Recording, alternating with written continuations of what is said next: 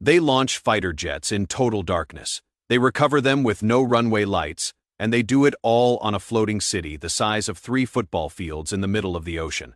But here is the twist. Aircraft carriers don't use headlights, not at the bow, not on the flight deck, not even during night ops. Why? If you've ever looked out over the sea at night, you know it is pitch black. No street lights, no city glow, just water and sky, and yet cruise ships have lights. Cargo vessels glow like Christmas trees. Even smaller naval ships carry navigation and deck lighting, but the most advanced, most powerful warship on the planet, dark as a ghost. So how does a carrier safely steam through dangerous waters, launch multi-million-dollar jets at night, and recover them all without a single beam of light cutting through the dark?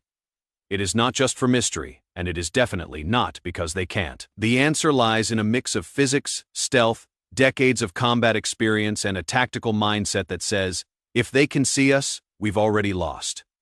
Tonight, we'll step into that darkness and shed light onto what the Navy doesn't. You'll learn how light behaves differently over the open sea, why headlights on a ship are more of a liability than a tool, and how aircraft carriers become nearly invisible at night by design.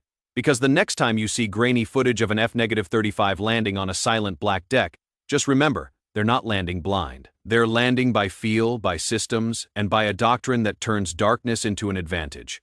If aircraft carriers don't need lights, do they even want you to know where they are?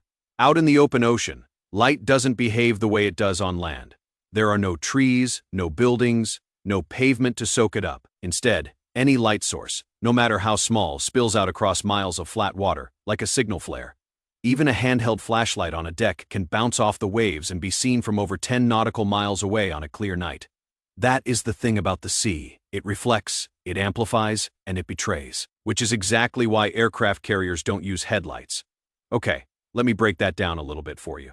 A headlight on a car has one job: light the road ahead, but at sea, no lane markings, no curves to follow, just empty water and a compass bearing. A giant forward-facing light on a warship wouldn't reveal anything helpful, but it would reveal everything to a potential enemy, especially in a combat zone. Modern night vision, thermal sensors, and satellite optics are so advanced that even the tiniest light signature can give away a ship's location, its heading, and even its class. One bright glow off of the hull, and you are not just visible, you are vulnerable. But this isn't just about stealth, it is about safety. Using visible light on deck can blind your own crew. Your eyes adapt to the darkness over time. Turn on a spotlight at sea and you destroy that night vision instantly. Pilots landing at night rely on a very specific low-light environment, flooded with brightness, and you make the approach more dangerous, not safer. That is why aircraft carriers use specialized lighting, red, blue, and green deck lights that preserve vision and minimize reflections. These lights are often shielded, dimmed, or positioned low to the surface, just enough to work, never enough to be seen. In other words, a carrier doesn't light the way forward. It hides in plain sight.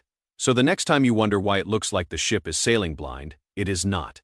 It is seeing everything and making sure that you see nothing. So, if a 100,000-ton aircraft carrier is moving at 30 knots through pitch-black water with no headlights, how does it not slam into something? Here is the answer.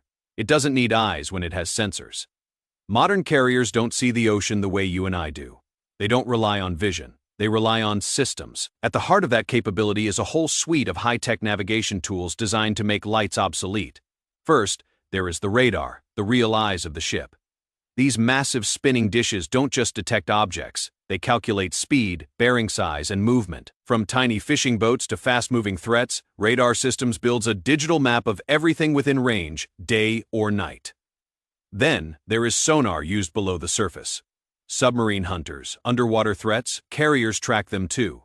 Combined with sonar buoys and data relayed from escort ships, nothing approaches from below without being noticed. But the human factor's still critical.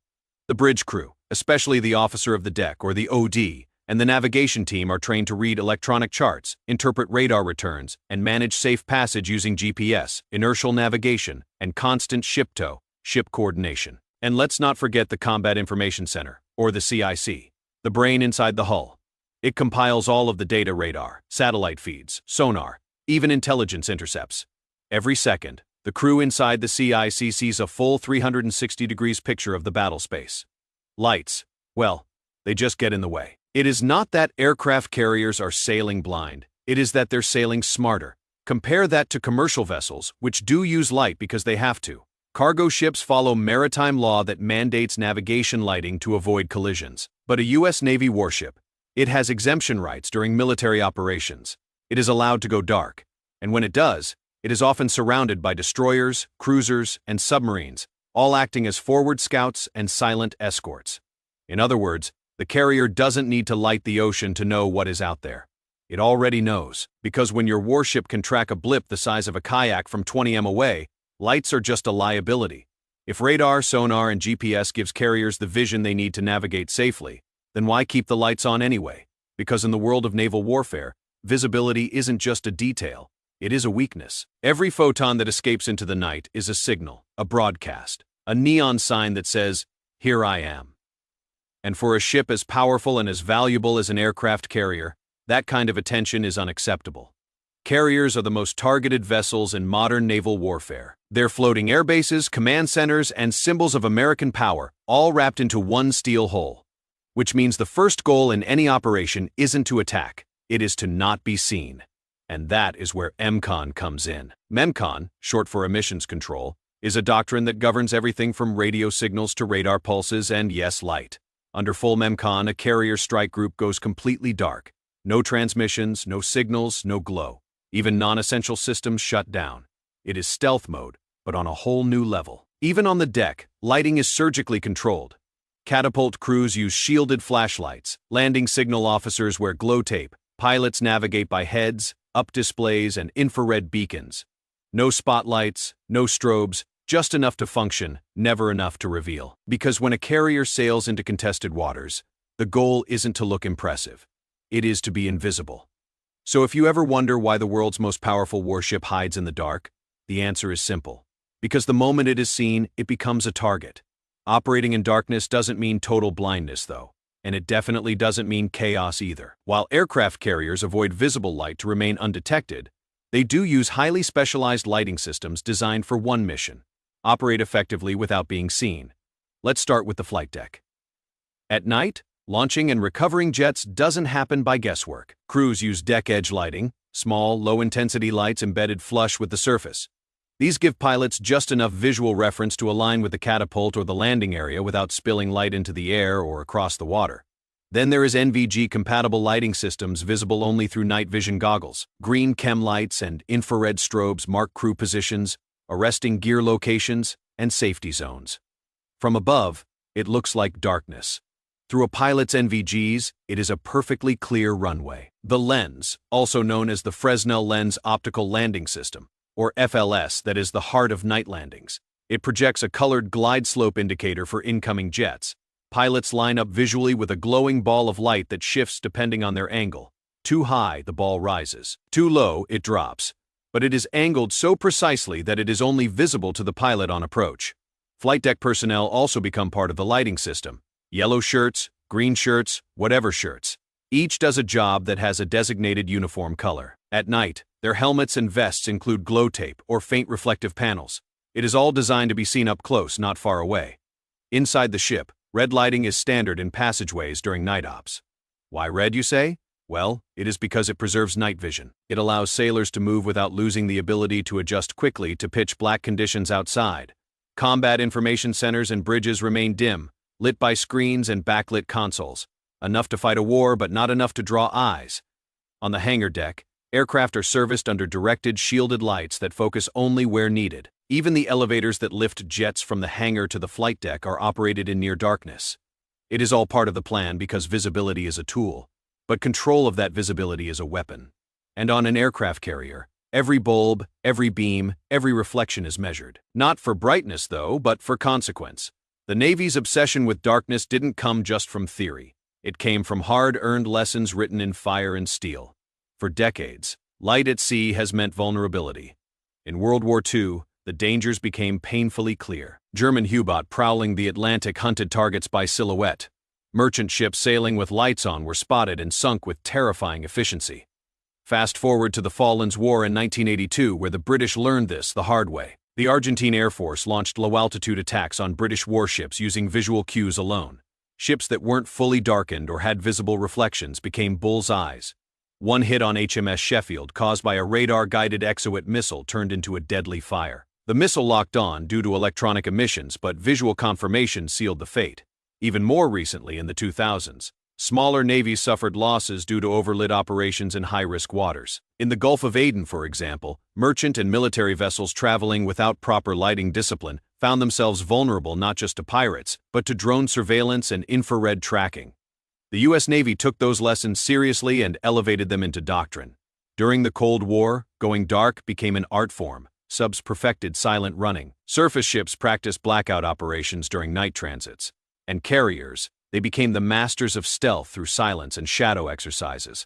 Often simulated operations under full EMCON radios. Off, radars limited, and lights completely blacked out. Even more recent conflicts, especially in the Red Sea and the South China Sea, U.S. carriers operated near contested waters where foreign reconnaissance drones and spy satellites loomed overhead. Using visible lighting in these environments would be the equivalent of waving a flare in enemy territory. And the stakes have only gotten higher. In an age where satellites can read license plates from orbit and drones can track engine heat from 30,000 feet, being invisible isn't just smart, it is survival. And that is why when the sun sets, the most dangerous ship on Earth becomes the quietest silhouette on the horizon. So, here is the truth.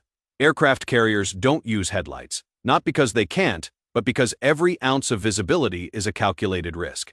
And in the modern battlefield, that risk is rarely worth taking. Every light that is turned off on a carrier is a choice, a strategic one. Because these ships operate in an environment where being unseen is just as valuable as being armored. Every sensor, every radar pulse, every infrared glow, if detected by the wrong eyes, can become a point of vulnerability. And in warfare, it only takes one weakness. But here is what is really remarkable. In that darkness, aircraft carriers are not disadvantaged. They thrive. They launch jets at midnight. They recover them in silence. They coordinate multi-domain strike packages across oceans without a single visible signal. And they do it with a precision that borders on perfection. It is not magic, it is mastery. This balance between visibility and safety is carefully maintained by systems, crew, and doctrine. Carriers just don't show up to be seen. They show up to send a message. Sometimes that message is loud. Daytime flyovers, a fully lit deck, jets taxiing for all the world to see. Other times, the message is silence. No lights, no signals, just a faint radar blip. And even that is debatable. That silence says, "We're here and you won't find us unless we let you." It is not just about hiding, it is about dominance. Because when the ship the size of a skyscraper can operate in total blackout conditions with no headlights, no strobes, and still guide 80 million jets safely back to deck, you realize something. They don't need to be seen, they need to win. And in a world where threats are detected before they're even launched, remaining unseen is the first step to striking first and finishing the fight. So the next time someone asks you why a U.S. aircraft carrier sails without lights, here is your answer. Because it is not lost, it is in control, watching everything and waiting. Now we want to hear from you. If you were commanding a U.S. Navy carrier, would you risk using lights for safety or go dark for stealth? Tell us what you would do in the comments. And hey, if you want to go a step further and support the channel directly, join the fleet. You get loyalty badges, priority replies, and help us bring more true maritime stories to the surface. Click join on our channel page and get on board and be part of something bigger.